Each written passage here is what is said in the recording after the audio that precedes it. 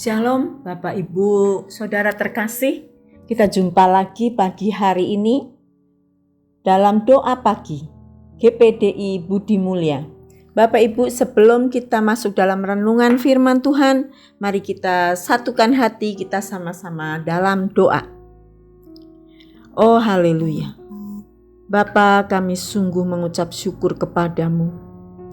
Hanya oleh kasih dan kemurahan-Mu Tuhan, kami boleh kembali menikmati pagi hari ini. Tuhan, terima kasih, Engkau sungguh baik dan sangat baik. Kami tahu bahwa rahmat-Mu selalu baru setiap pagi. Besar setiamu ya Bapa, besar setiamu Tuhan. Engkau tak pernah meninggalkan kami.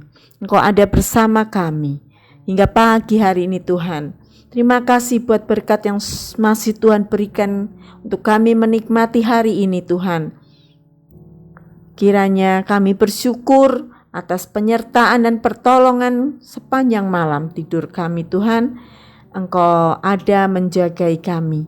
Terima kasih Bapa. Sebentar kami akan merenungkan firman-Mu.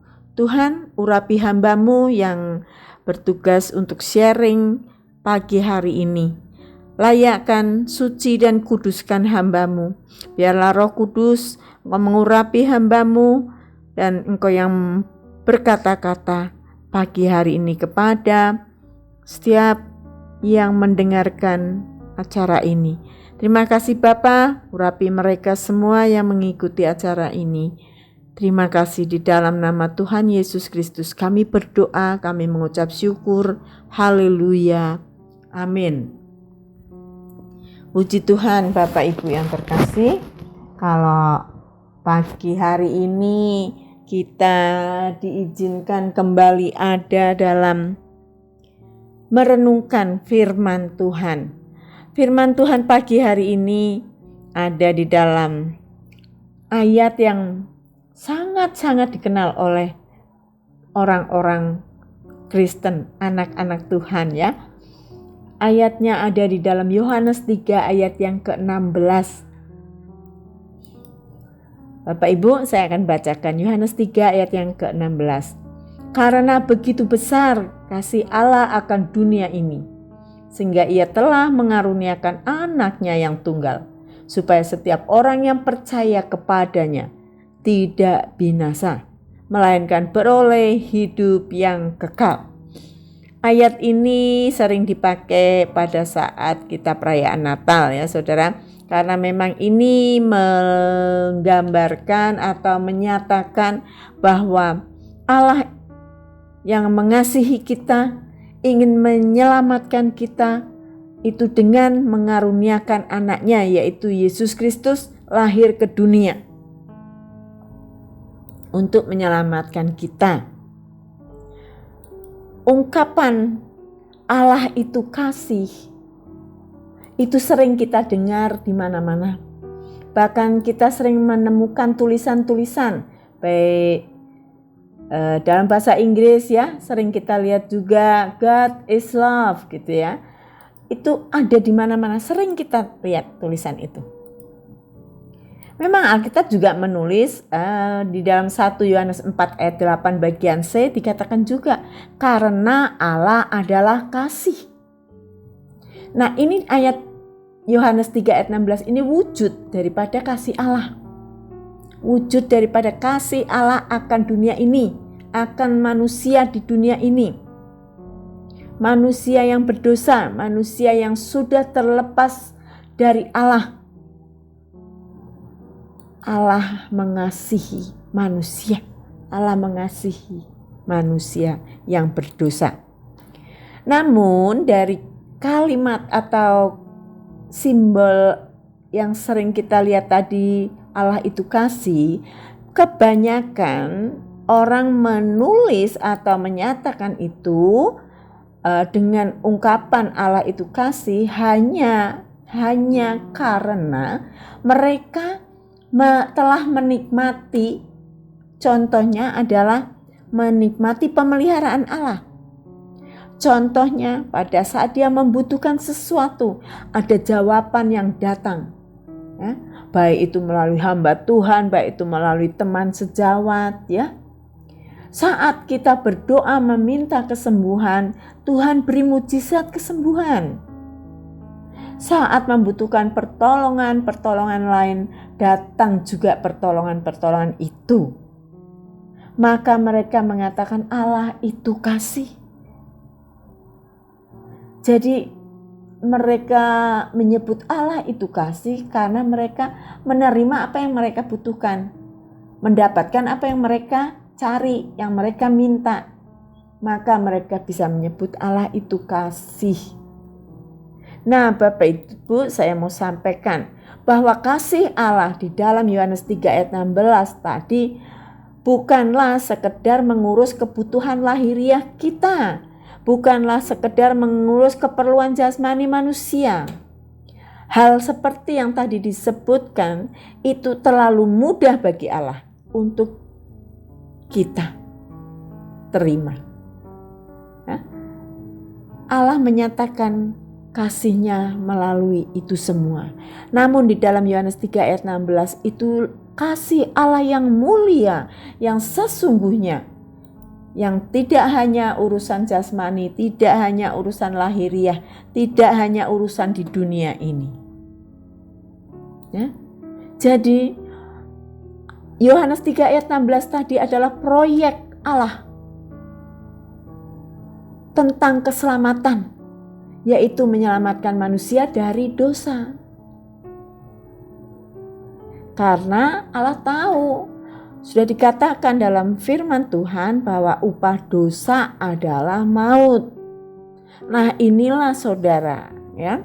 Disinilah Allah tidak terlalu memikirkan kalau saudara hari ini makan apa, ya kan? Tapi ini proyek yang luar biasa yang perlu saudara dan saya tahu supaya kita menyebut Allah itu kasih bukan karena makanan, bukan karena minuman, bukan karena sandang, ya saudara, karena semua itu adalah bagian bonus. Ya, mengapa dikatakan bahwa kasih Allah itu sangat mulia? Ya, mengapa?